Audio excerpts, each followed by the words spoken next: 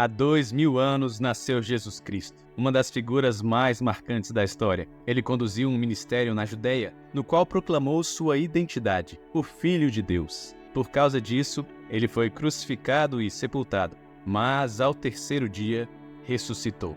A ressurreição de Jesus Cristo é a pedra angular da fé cristã.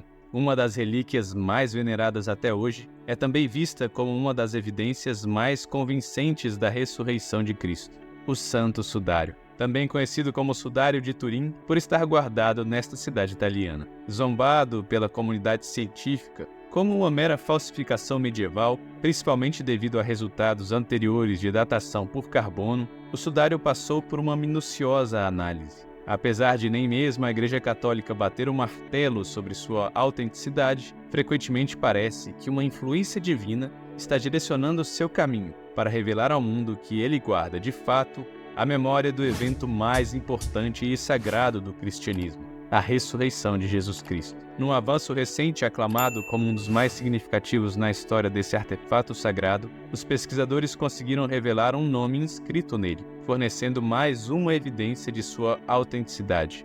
Antes de explorarmos mais a fundo essa descoberta recente, vamos primeiro explorar o rico histórico do sudário. No Evangelho de São João, encontramos uma referência às roupas funerárias deixadas no túmulo, e parece que essas vestimentas desempenharam um papel fundamental na crença de João na ressurreição de Jesus. Acredita-se que o sudário de Turim foi o plano usado para envolver o corpo de Jesus Cristo após sua crucificação. Dado o contínuo questionamento da autenticidade do sudário de Turim, fornecer uma história definitiva para ele também é uma tarefa desafiadora.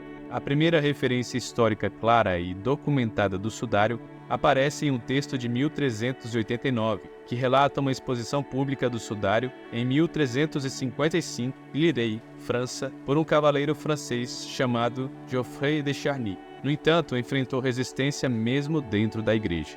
O bispo Pierre d'Arcy, de Troyes, numa carta ao Papa, rotulou-o como uma pintura habilmente criada e uma falsificação deliberada. Em 1453, o sudário veio para a posse da Casa de Savoia, uma das mais antigas famílias nobres europeias, e permaneceu em sua propriedade até 1983, quando foi legado ao papado, na pessoa do Papa João Paulo II, após a morte de Humberto II de Savoia. A partir de 1464, o sudário encontrou um lar numa capela dedicada em Chambéry, nos Alpes franceses. Um evento significativo ocorreu lá em 4 de dezembro de 1532, quando um incêndio danificou o sudário, levando alguns a especular que esse incidente pode ter influenciado os controversos resultados da datação por radiocarbono feita no sudário em 1988. Em 1578, essa relíquia encontrou seu santuário na Capela Real da Catedral de São João Batista,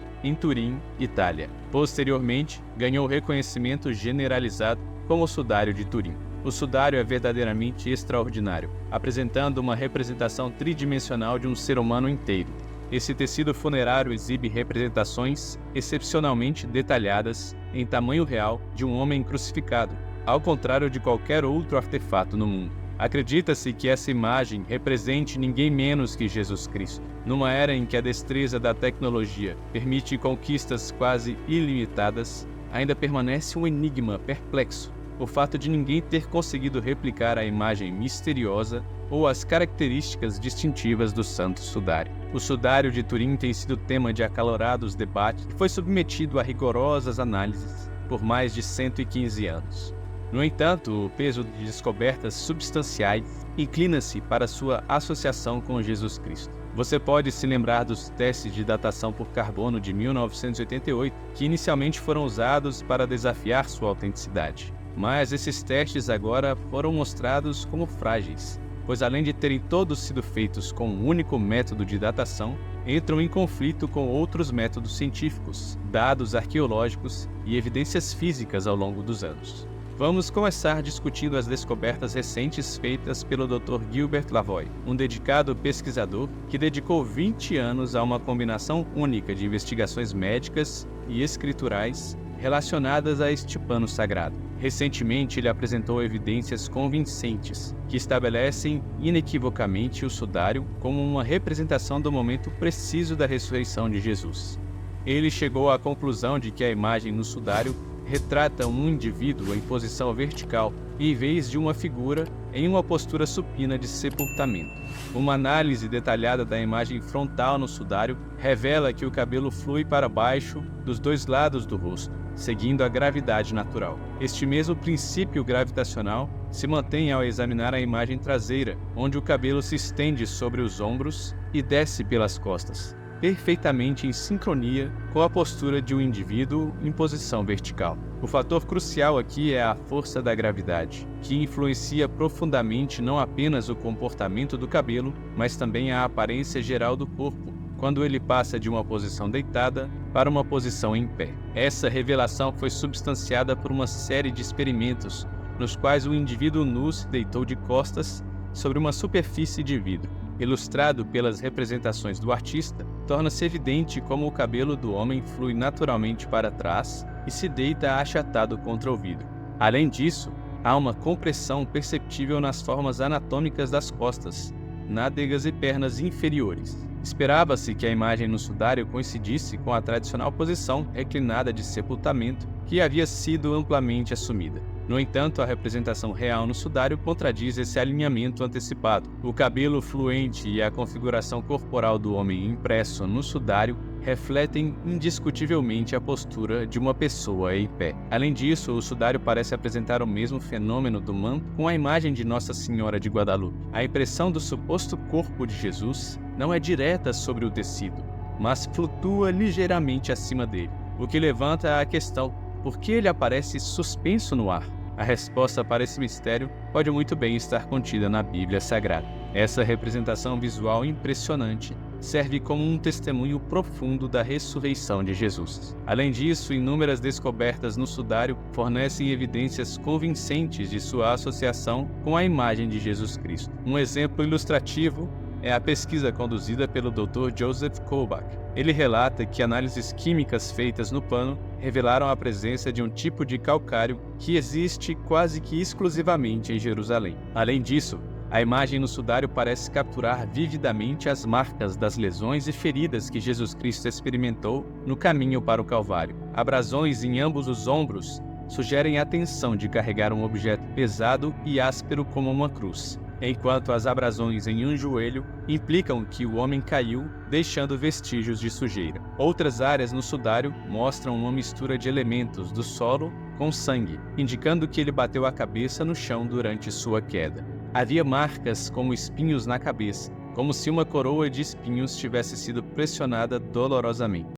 Passando aqui rapidinho só para avisar que a tradicional folhinha do Sagrado Coração de Jesus, publicada desde 1940 no Brasil e presente em mais de 1 milhão de lares, já está disponível em sua versão de 2024. Vou deixar o link aqui na descrição e nos comentários para quem deseja adquirir ou simplesmente conhecer. E também vou deixar o link do calendário de mesa das edições paulinas, que está recebendo a nota máxima na avaliação de todos os consumidores. Ao adquirir qualquer um dos itens, recebemos uma comissão e você ajuda o nosso canal. Obrigado!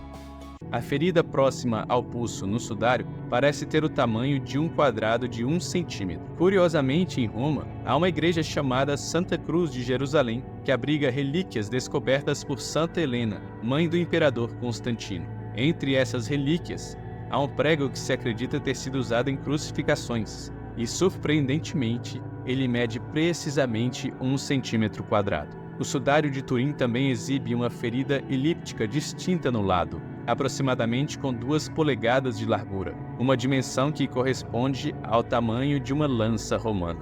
A representação no sudário ainda revela uma separação entre o sangue vermelho e o soro sanguíneo claro, um fenômeno comumente observado quando o indivíduo sucumbe à morte após ter sofrido uma ferida. Essa separação resulta na distintiva liberação tanto de sangue quanto de água do ferimento lateral, um detalhe explicitamente mencionado no Evangelho de João. Essas características específicas se alinham com apenas um relato na história, relacionada a um indivíduo singular. A parte mais comovente foram as manchas no sudário, consideradas como sendo o seu sangue. Dizem que essas manchas são lembretes especiais do sacrifício feito por Jesus em favor da humanidade. Esses detalhes contribuem coletivamente para as evidências convincentes da autenticidade do sudário e dos sofrimentos suportados pelo indivíduo que ele representa. Além disso, o sudário continha vestígios de 49 tipos diferentes de pólen. Destes, 33 foram encontrados apenas em plantas da Palestina e 3 eram únicos de Jerusalém. Essa evidência botânica indica fortemente que o sudário foi usado em um período entre março e abril.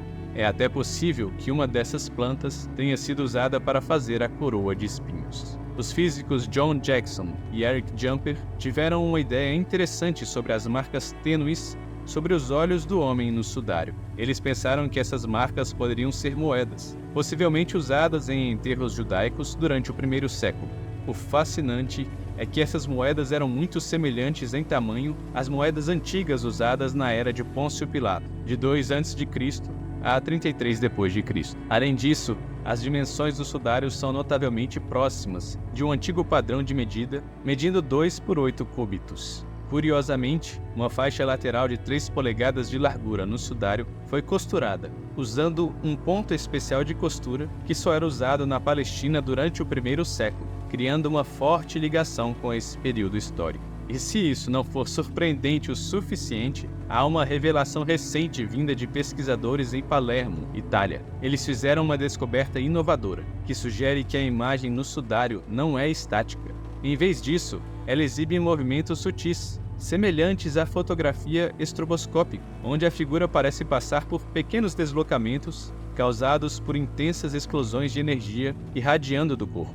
Isso adiciona uma camada extra de fascinação e enigma à já cativante história do sudário de Turim. Os resultados da pesquisa revelam que a figura no pano é apresentada em poses diferentes, indicando que as mãos, os pés e o peito exibiam movimentos sincronizados com a respiração do indivíduo. Essa revelação sugere fortemente a representação da ressurreição de Jesus no sudário de Turim. No entanto, a revelação mais substancial relacionada ao sudário surgiu de uma organização sediada em Paris, o Centro Internacional de Estudos sobre o Sudário de Turim. Pesquisadores dessa instituição revelaram descobertas surpreendentes. Segundo eles, há inscrições ocultas no tecido, que desafiam uma explicação fácil. Pode-se observar que abaixo e aos lados do queixo há 3 linhas distintas e uniformemente espaçadas, onde nenhuma imagem aparece. Esses cientistas dividiram cuidadosamente as fotos oficiais do sudário em muitos quadrados pequenos, deram a cada quadrado um nível de brilho e, em seguida, usaram um programa para analisá-los visualmente. Como resultado, um conjunto de letras gradualmente emergiu, escrito tanto em latim quanto em grego. Essas inscrições fazem referência a Jesus, e um lado traz a palavra Nazareno. A teoria predominante sugere que o texto foi inscrito em um documento separado por um escriba e depois fixado no sudário sobre o rosto, uma prática destinada a auxiliar parentes na identificação adequada e no enterro do falecido. A composição da tinta usada durante esse período poderia ter facilitado a transferência da escrita para o linho. Importante ressaltar que esse procedimento de inscrição não interferiu na técnica usada para gerar a imagem no sudário. Segundo os pesquisadores, essa descoberta efetivamente descarta a possibilidade de o texto ter origens na época medieval. Eles argumentam que mesmo durante essa era, nenhum cristão, nem mesmo um falsificador, teria se referido a Jesus sem reconhecer sua natureza divina. Deixar de fazê-lo teria acarretado o perigo de ser rotulado como herege. As imagens aprimoradas das palavras extraídas também foram compartilhadas com outros especialistas e concordaram que o estilo de escrita era consistente com o típico estilo de escrita do Oriente Médio durante o primeiro século, correspondendo ao tempo de Jesus. Tal achado reforça muito a tese de que a pessoa impressa no sudário é de fato ninguém menos que Jesus, que livremente deu sua vida pela nossa salvação. Isso levanta uma questão significativa. Quão crucial é a narrativa da ressurreição de Jesus para os crentes cristãos? Em essência, sem a história da ressurreição, a crença fundamental na graça redentora de Deus em Jesus Cristo entraria em colapso. Ao ressuscitar dos mortos, Jesus afirmou inequivocamente sua natureza como o Filho de Deus e o cumprimento de sua missão de trazer expiação, redenção, reconciliação e salvação à humanidade. A ressurreição não foi metafórica, envolveu a ressurreição real e física do corpo de Jesus dentre os mortos. Conforme retratado em todos os relatos do Evangelho, nas primeiras horas de um domingo, um grupo de mulheres, devotas seguidoras de Jesus, dirigiu-se ao túmulo com a intenção de preparar seu corpo para o sepultamento adequado. Para espanto delas, ao chegar ao túmulo, descobriram que a pedra maciça que obstruía a entrada do túmulo havia sido rolada para longe e o túmulo estava vazio. De acordo com os evangelhos sinóticos, uma figura radiante se manifestou e transmitiu a essas mulheres a notícia surpreendente da ressurreição de Jesus. Na narrativa distintiva de João, Maria Madalena teve um encontro com um indivíduo que inicialmente parecia um jardineiro, mas ao chamá-la pelo nome, ele inconfundivelmente se revelou como Jesus. Apesar de variações nos detalhes de seus relatos, todos os evangelhos afirmam harmoniosamente que nos dias seguintes, numerosos discípulos tiveram encontros diretos com Jesus